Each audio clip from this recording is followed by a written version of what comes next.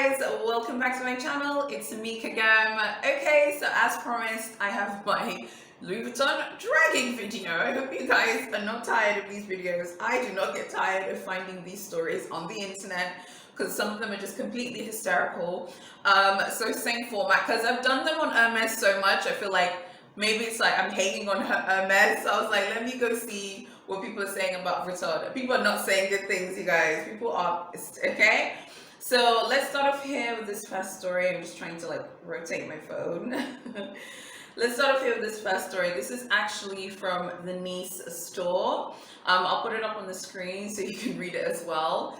So basically she's like talking about like her experience, and then she says, this is by far the worst. The quality of handmade Italian leather bags are not like before. We inquired about a Speedy Bandolier 30 in empreinte leather and found there were flaws on the stitches, yet was reverted with, she quotes here, ooh la la, it's handmade, you know, and take it or leave it, questioned by the manager with an unacceptable gesture by knocking twice on their glass display table. So from what I've understood by that is that the manager was like, it's handmade, you know, take it or leave it, and then like slammed their hand on the table. That's what I understood.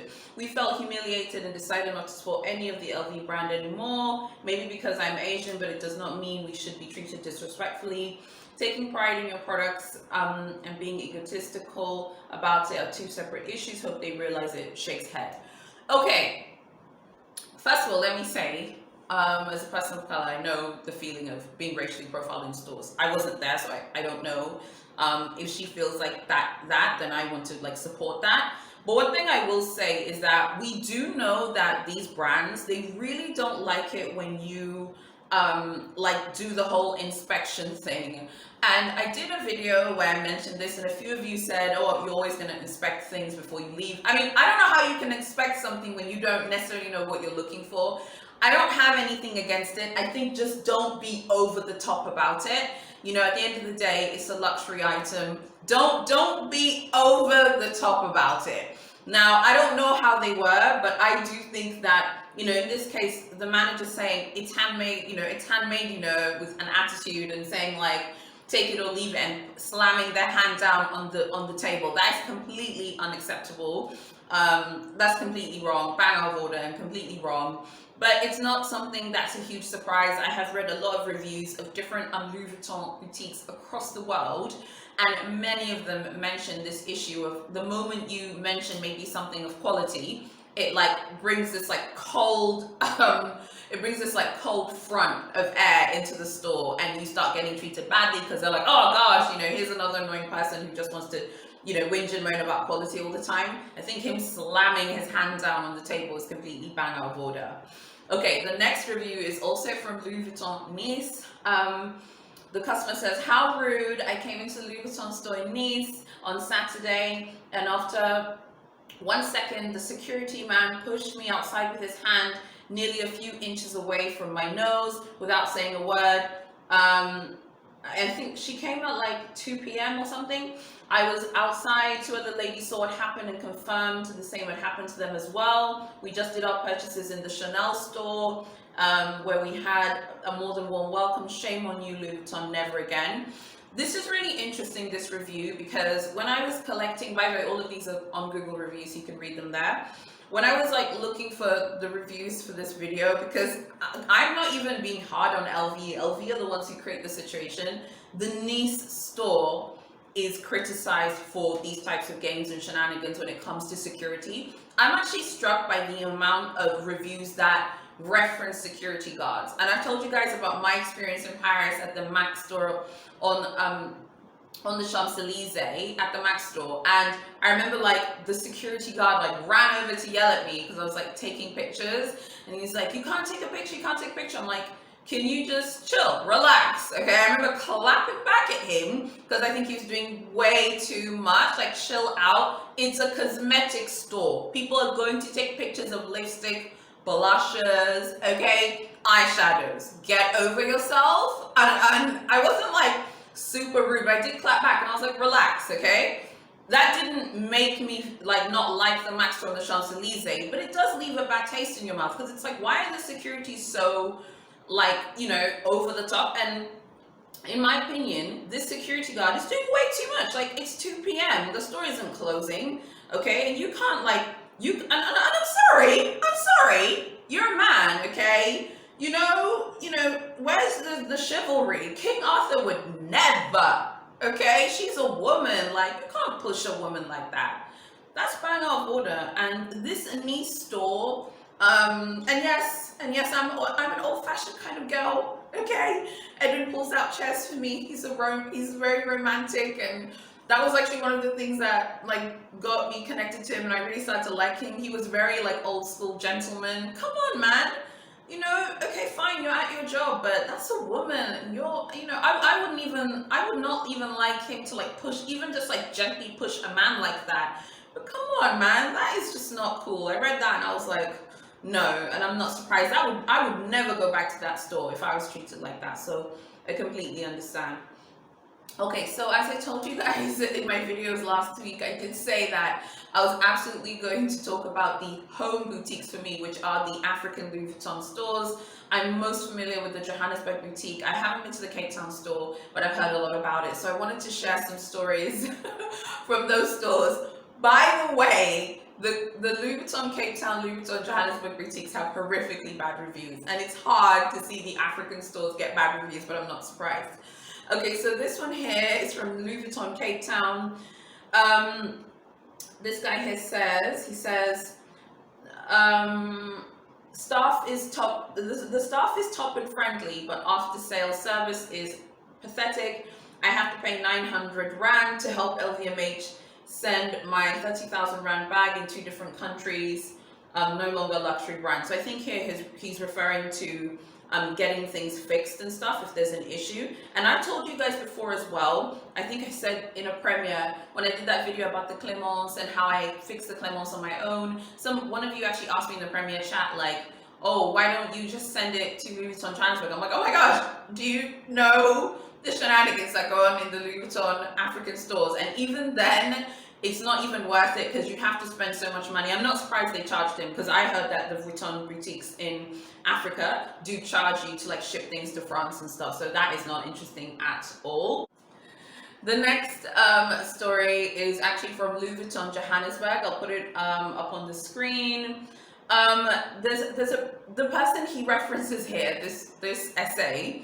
This essay got dragged in another review that was like, this person got dragged so hard, but in this review, he's like spoken about well, so that's nice. So in the bottom of the review, he says, there's also a man that works there that seriously needs to leave with the attitude he has towards customers and the amount of trash talking that he does about customers sometimes while people are still in the store. Completely unprofessional and is just working in the store for gossip, clearly. Now, I think what he's referring to here, what I have understood, is that in South Africa, there are many languages, and most South Africans you speak multiple languages. It's completely normal. And here, we speak English, we speak Swahili, they're also tribal languages. So it is possible that maybe here what he's referring to, just a guess, is that maybe maybe this essay was like talking badly about customers in another South African language, but it's possible that this client could understand that language, in which case that's bang out of order and absolutely wrong. And also here he talks about how when asking for help, all of them just stare at you instead of offering their services. I've experienced this in South Africa, specifically in this wing where the Louis Vuitton boutique is. So basically, the Louis Vuitton Johannesburg store is in a shopping center called Sandton City. In Sandton City, there's this wing called the Diamond Walk, and it's like literally a walk, like a promenade. And all of the luxury boutiques are there. There's tons of security, so tons of luxury boutiques are there. I'll put a few on the screen, but Louis Vuitton's obviously there, Cartier's there, etc. Now, there's a lot of security there, and I have to say, like, the last time Edwin and I went was before C19. It does actually feel intimidating. You do feel like people really are staring at you, and definitely they're very judgmental there, in my opinion. Okay, in that whole, like, promenade section where the luxury stores are, they're definitely very judgmental on how you look, okay? I've told you guys before that, more broadly speaking in Africa, like, broadly speaking, we don't really have minimalism here, or, like, that type of thing that I think is like more prevalent in the West, like people who don't really show their wealth or whatever, for obvious historical reasons. Things like old money, new money, that doesn't really connect here for obvious historical reasons that we won't get into. I think you know what I'm referring to. You know, African nations are new countries. Some of our nations are not even 100 years old. For some context, Tanzania as a country is like 60 years old. So you don't have these like embedded kind of unwritten rules about wealth and, you know, what wealth should look like and you should be minimalistic. We don't have any of that here. I've told you guys before, in most African countries, I'm willing to put money that the people who are super rich and affluent look wealthy. Like, they look wealthy, you know? And there are other things, there are other ways to tell if someone is also wealthy, but fundamentally, culturally in Africa, in most African countries, wealth is as a signifier, is like shown. You'll see someone that has like a yellow gold jewelry, they'll have, you know, a Rolex, they'll have an Audemars, or they'll be wearing, you know, Louis Vuitton bag, or they'll have really expensive clothing, or there'll be people who maybe they dress in African print clothing all the time, which means they have a tailor, which means they're paying for their own custom clothing. Okay, so when this person here is referring to the fact that when you ask for help, all of them just stare at you, I'm not surprised that they just stare and then give really bad customer service, because they're just staring because they're just like, oh, whatever, like, I don't think that this person is worth my time.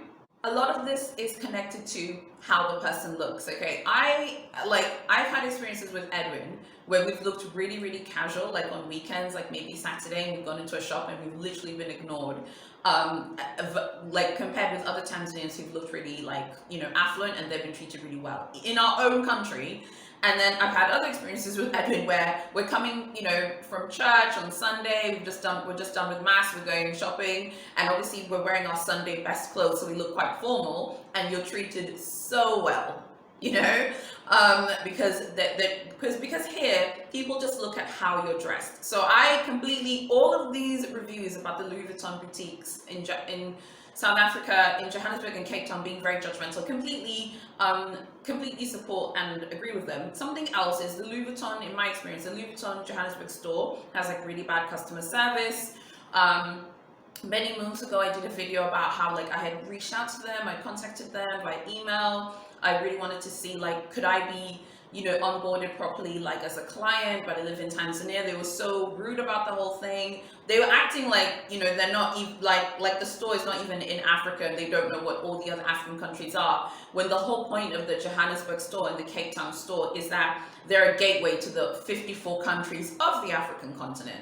That is the reason why LVMH are in South Africa. It's not just to cater to the local South African trade, but it is to cater to Nigerians, Ghanaians, Kenyans, Tanzanians, etc. And I remember being like so offended, like, wow, like, why are you so rude? Anyway, so I'm not surprised at how judgmental a lot of these stores are at all. Like, it doesn't surprise me at all. Now let's leave Africa, okay, and let's go to London, and let's talk about the Louis Vuitton concession in Selfridges, because this concession has been dragged to the abyss and back, okay. So this story here, this review here says, I waited 40 minutes and I was told I have to buy fine jewelry or ready to wear to purchase a small bag. Ridiculous. OMG, let's talk about it. This story from Selfridges is not the first time that I've heard this about the concessions at Selfridges and Harrods from Louis Vuitton. This review was posted like about 2 years ago, but I have heard how the two concessions do try shenanigans and games with tourists, because they feel like tourists are like less likely to maybe fight back or clap back. You know, so some people have been told like, yeah, can you buy some of our fine jewelry and then we'll give you a canvas bag. You know, that is like a form of the game, you know, that Hermes do to their clients, and it's a very irritating game.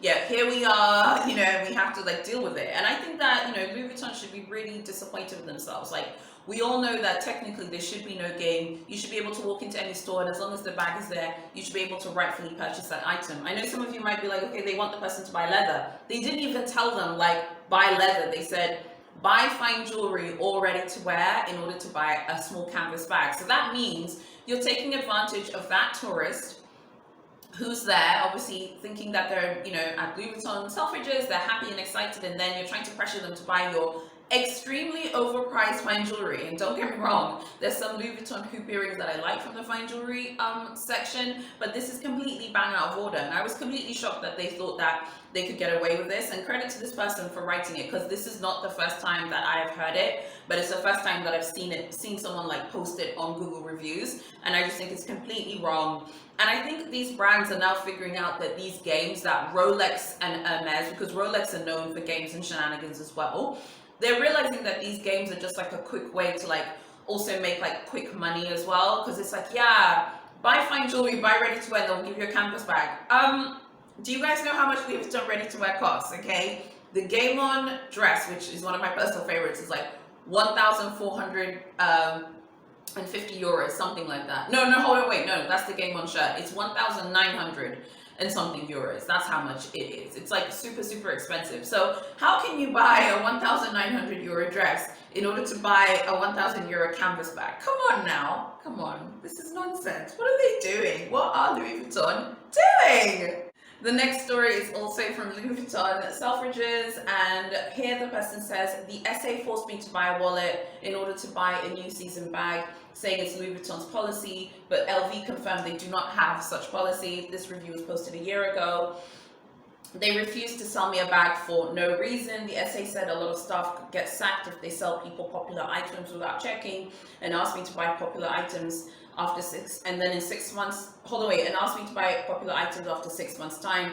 But even though it's after 6 months, the manager refused and said, try later. She then said she never knows when they would confirm, as it's too popular. I was sent from Harrods, as Selfridges has 9 stocks. What she did was discrimination. Yeah, I mean, look, again, I feel like Louis Vuitton in these concessions, they have a lot of games and shenanigans. You can't tell someone that they have to buy a wallet in order to buy a bag. In what world is buying a wallet first, then getting a bag? In what world does that make sense? Come on, that makes no sense.